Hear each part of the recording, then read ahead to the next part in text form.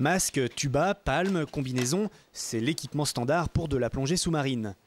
Et pourtant, Fabien Pêcheux est prêt à partir dans l'Ilvalde. C'est un peu étrange de voir déambuler un plongeur au beau milieu de la forêt. Mais rassurez-vous, derrière son masque, Fabien Pêcheux a toute sa tête.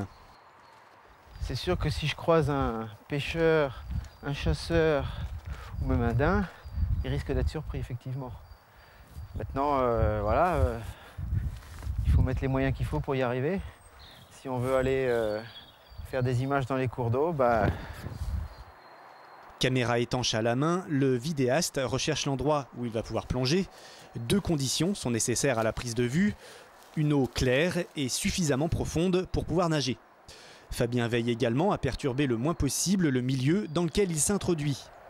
Il faut savoir respecter le milieu, ne pas l'abîmer, parce qu'une incursion dans ce genre de substrat qui est très très fragile et il y a très peu d'eau, donc on a vite fait de toucher le fond, surtout en période de frais comme actuellement. Donc il y a toutes ces choses-là qu'il faut tenir compte.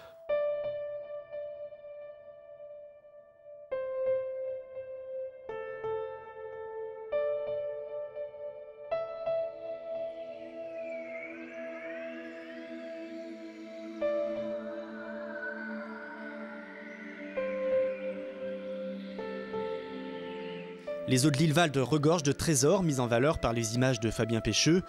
Des images présentes dans le documentaire à l'initiative de Raymond Tongiot. Donc voilà, je vais aller voir par là. Depuis une dizaine d'années, le vidéaste naturaliste parcourt l'Ilvalde avec sa caméra. Ce projet de documentaire, il y a longtemps qu'il l'a en tête. Pendant les affûts où il guette les animaux des heures durant, il a eu le temps d'y penser.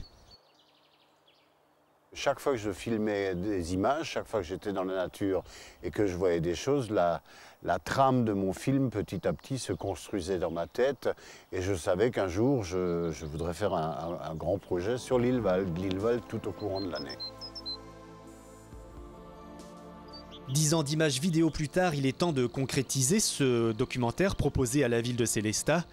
Avec l'aide de Fabien Pêcheux au montage, l'Ilvalde de la forêt de l'eau prend vie devant les yeux de Raymond Tongiot. Il leur faudra 2 ans pour parvenir au documentaire final de 52 minutes.